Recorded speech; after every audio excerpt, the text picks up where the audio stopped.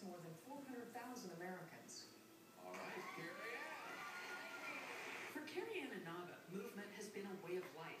But 2 years ago, the former dancer suddenly found herself in severe pain on the set of Dancing with the Stars. It was in the middle of a season, and I started to feel really, really stiff. I think it was 2 seasons ago, and it just got worse and worse. I thought maybe it was because I was working out, or maybe it was because I wasn't working out. I couldn't figure out what it was. I tried everything, and nothing helped. The diagnosis? Spinal stenosis, a narrowing of the spinal canal that causes pinching of the nerves.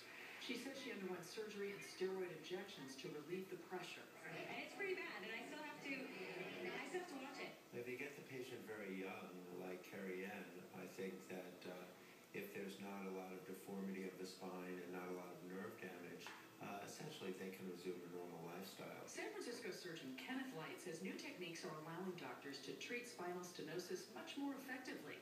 He says in the most common procedure, laminoplasty, surgeons delicately remove small bone spurs from the interior of the spinal column, creating more space for the nerves of the spinal cord.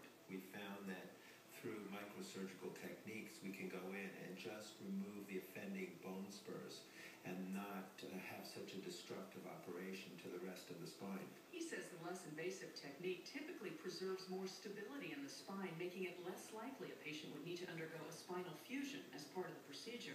You know, dancing would be certainly possible. Since her treatment, Carrie Ann has turned to stretching and exercise to keep her back flexible and hopes to avoid future surgery down the road.